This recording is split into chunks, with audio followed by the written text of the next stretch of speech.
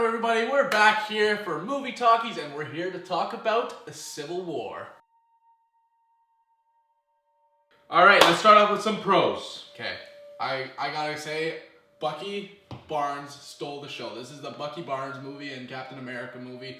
But that's what's great about this movie, Edgar. It's not, you think with all these superheroes in it, like that's your biggest fear. You think it's gonna be a big Avengers kerfuffle mess of a movie. It was actually, they stuck to their roots. It is a Captain America movie first and foremost. It is a direct sequel to the Winter Soldier, and everything that happens in the movie is based off of what happened in Winter Soldier. Take notes, DC. This is how you make a movie with a bunch of characters without shoehorning them in. Tony Stark and Spider-Man's chemistry together is actually really good and entertaining to watch. So I'm really excited for the Spider-Man movie coming out because I know Tony Stark's in there. And, you know, Aunt May was a bonus. It's a nice new take on Spider-Man. And he's funny. He doesn't, like, his one-liners are hilarious. It's like, how would you react if you saw these, if you were fighting alongside Captain America and Iron Man? It's just epic. And it's just like... Okay, he has a really cool Star Wars reference in the movie. I was dying, which made me laugh. But also, it gives Aunt May a new perspective because it's making her sort of a single mother. Okay, so next thing, I'm going to go back to Winter Soldier because he was like the main emphasis of this movie. Everything that happens in this movie is based around the Winter Soldier. It's like that's the main conflict because obviously Cap wants to save his friend, and that's the whole reason why he won't sign the Sokovia Accords because he wants to protect Bucky and obviously... And he wants to have the element of choice, isn't there? And that's what I really like. They incorporated Hydra so perfectly. The flashbacks to 1991. Yeah. The intro scene was awesome. Amazing. The way they set up Bucky, and it's just like it comes back and goes full circle at the end of the movie, and it was really awesome. And I really enjoyed like that whole. I want to call it like the Winter Soldier Bible.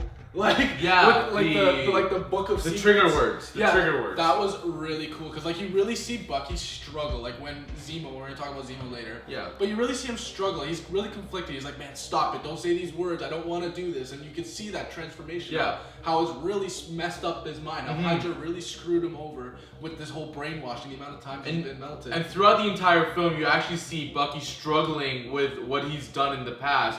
Especially that scene when Tony Stark asks him, do you remember them? And he says, I remember them all. So he is fully conscious of every murder he's ever committed, but he's not able to control himself in doing those acts because it's all Hydra hypnotizing him. It was great character development. Yeah, and you really sympathize with the guy, honestly. Yeah. Like, you feel awful. Next thing, Ant-Man. I'm just going to touch on Ant-Man quickly. I was not a fan of the Ant-Man movie. I hated it the first time I saw it in theaters. I just thought it was corny. It was just ridiculous. The way they put him in this movie, he was just hilarious. He was awesome. Like, he was perfect. He wasn't forced in, like he was just like, he was there, he had his action scene with the fight, and... What I'm talking about is the Crossbones inciting incident. Yeah.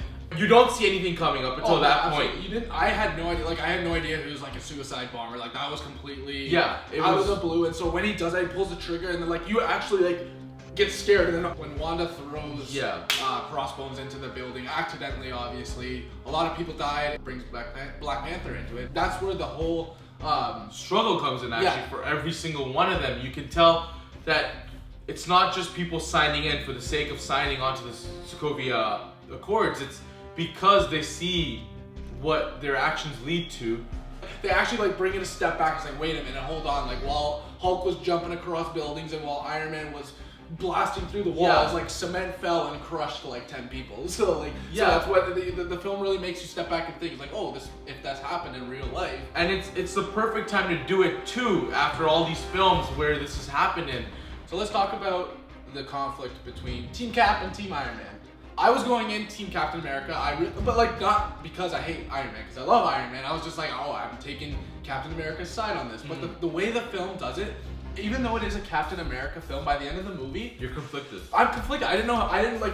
Iron Man has some great points and Captain America has some great points. I don't know whose side to take. And the emotional arc for Tony Stark, especially when he finds out that Winter Soldier killed his parents. That was really like, I was like, the entire movie theater, dead silent. And I'm just like, no. It was one of those moments where we were like, oh. And it's like, again, so Wanda was epic in this movie, and in Avengers 2, I absolutely despise her accent. I cringed every time her and Quicksilver? Yeah. Every time her and Quicksilver talk, because they're just bad accents. more subtle. Tone it down. It's more Americanized. Which makes sense because she's been in America for so long as you know an Avenger. It was toned down. Like one of the first lines, it was just like, oh, that's much better. So great job. We like the post-credit scenes, the setup for Black Panther's movie and Spider-Man's movie. Really well done, and again, it's not shoehorned in. It just makes you excited. You're excited. And saying that, Spider-Man and Black Panther are two really good characters in this film. They're developed for a proper amount of time. They're not shoehorned in there. So now, time to talk about the cons. This is like, we're really nitpicky because this was a great movie, but like there are a few things that stand out for us. And I'm sorry, this is the biggest thing for me. Yeah, we both thought this was gonna happen in the film. The thing is, it's Civil War, okay? Yeah. Somebody was supposed to die, and nobody died, and then for that, it just brings all the stakes down. Yeah. Now it's just like, oh, well, nobody can die in this universe. It's just like, well, I mean, and then the point when somebody was supposed to die, Rhodey was supposed to die. That guy should be dead. I'm sorry.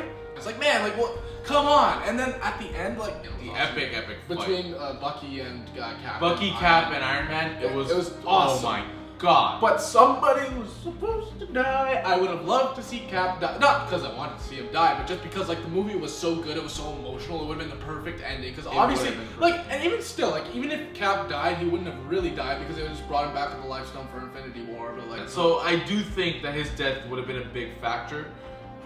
Just to like make them all think about what they're doing. I do think it was a cop-out not killing him or killing, you know, Cap or Iron Man or somebody. Even Bucky didn't die. I would have seen Bucky die. I just got his arm blown off. Like, it was one of those. They wasted a lot of potential for the assassins, the other Winter Soldiers, which I was looking forward to. They built up throughout the whole movie that Zemo's plot was to bring back, oh, there's more Winter Soldiers. Yeah, there was like that whole like one-liner, he's not the only one. Yeah, and then there was the whole, when he's talking about his empire, right? Zemo's talking about his empire, and you think, oh, so this guy wants to rule. The movie goes out of its way to show how he finds the Winter Soldier book, the trigger words, and then like the whole last half hour of the movie is like the race to the Siberia to get to that bunker, and then like at the end, it's just like, oh, he just kills them all in their sleep. It's like, oh, that's not why I wanted him. I just wanted to see you guys fight. It was a letdown. It was a big letdown. But I understand why they did it because it's already a 2.5-hour movie. It's already long, and they wouldn't have been able to like then. It would have been Batman v Superman. Saying that though, that 2.5 hours just like fly by. Yeah, it flew by. So you think he has this bigger plan?